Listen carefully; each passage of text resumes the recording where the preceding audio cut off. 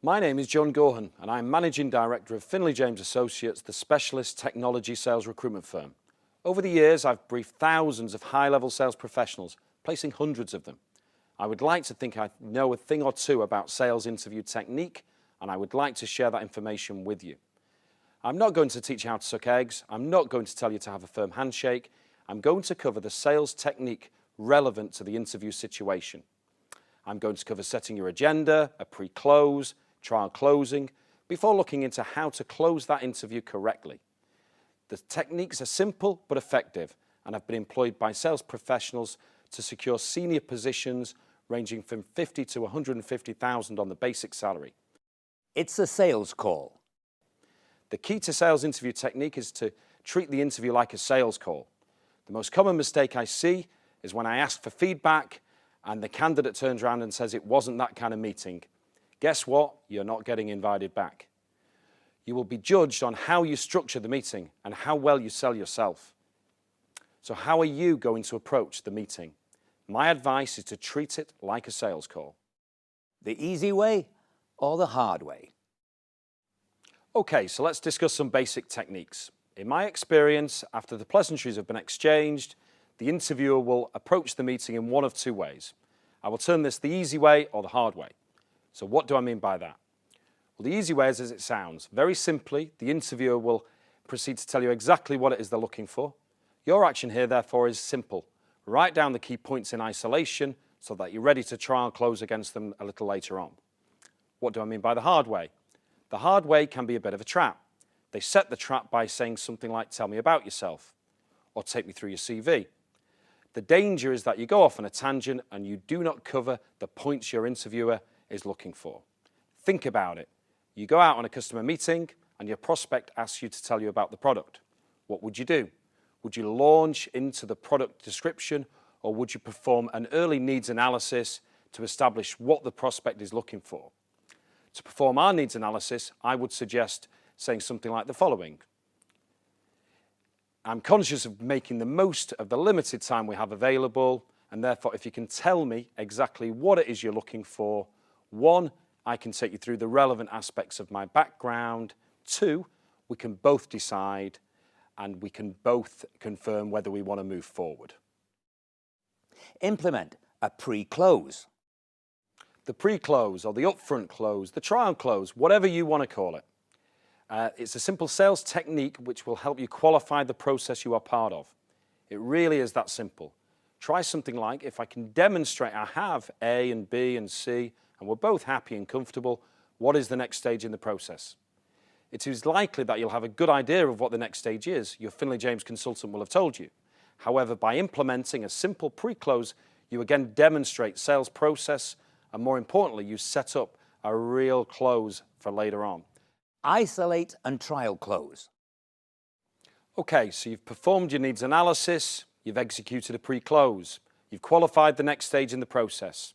Now you enter the main body of the meeting, the main part, the most important part. It's up to you. A simple but effective way that can help you is to suggest that you isolate and trial close against the interviewer's requirements. You know this from your needs analysis earlier. How do we do it? It's easy. Take the interviewer's requirements one by one, and whenever you feel like you've got a positive agreement on an isolated requirement, do a small little mini close against it. For example, if your interviewer is looking for a new business hunter, provide examples which demonstrate that you are a new business hunter. When you think the interviewer agrees, simply ask, are you comfortable with my abilities as a new business hunter? Make sure you close. Near the end of the meeting, you will have the opportunity to ask questions. This is a two-way process. You are interviewing for the right job, they're interviewing for the right candidate. So ask as many questions as you would like to. Once you've asked your questions, how are you going to close the thing down? A common mistake is when people ask, do you have any reservations? This is not wrong, it's just not that good because you've not actually asked for the order. Salespeople are very often interviewed by salespeople, and salespeople expect other salespeople to close correctly. Closing is professional sales courtesy. Put simply, if you do not close in the sales interview, there is a strong chance you will just waste everybody's time. So how would you close? I would recommend a two-pronged close. In effect, I would look to suggest that you utilise the pre-close and go full circle. So if at the start of the meeting you would ask them what they're looking for, then you need to utilise this as part of your close. So in my opinion, you would say something like, okay, final question now. I feel that the meeting has gone well. I like the sound of the job. On a personal level, I feel that we all get on very well. Now, at the start of the meeting, you said you were looking for A and B and C. Now, I feel that I've demonstrated that I've got A and B and C. However, what's important is not what I think, it's what you think, and therefore, based on what you've seen and what you've heard today, are you comfortable taking me forward to the next stage? Now, at that point in the proceedings, these guys have got a choice. If they say yes, great, fantastic, superb. You can ask them when that meeting will be, where it will be, what it will entail. They may say no. If they say no, there is an opportunity, there is a chance to maybe turn that no into a yes. You might say something like, well, what were you not comfortable with? What were you not happy with? What aspect of my background concerned you? And there's an opportunity there to maybe be given an objection, but have the opportunity to isolate it and maybe even overcome it. Now, the most difficult approach that you might be faced with is when they say something like, we've got more people to see. Okay, what do? My advice would be to say something like, well, look, when are you due to meet them? And is there anything you feel they could demonstrate to you that I haven't done today? They may turn around and say, well, I don't know, I haven't met them yet. So at that point, you can physically ask them, well, look, is there anything you feel they could demonstrate that I haven't demonstrated today? Now, even at that point, they may well come up with reservations. However, you've shown the ability to handle potential negativity and potentially turn a no into a yes. Hopefully, this information will help you with all your sales interviews coming up via Finlay James in the future. Thank you for your time. It's a sales call. Your abilities as a salesperson are being judged.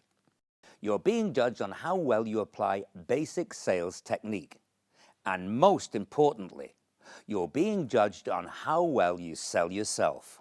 The easy way or the hard way? Perform a needs analysis. Do answer the interview questions.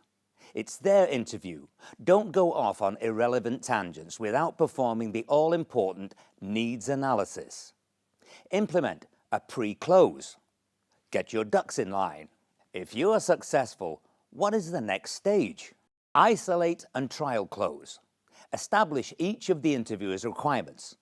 Isolate them. With a simple direct close, you can double-check that you have satisfied each individual requirement. Make sure you close. It's a professional courtesy. Keep it simple and get to the point. Nothing beats asking the interviewer if you're progressing to the next stage. Do this with empathy and don't be too pushy. Good luck with your interview.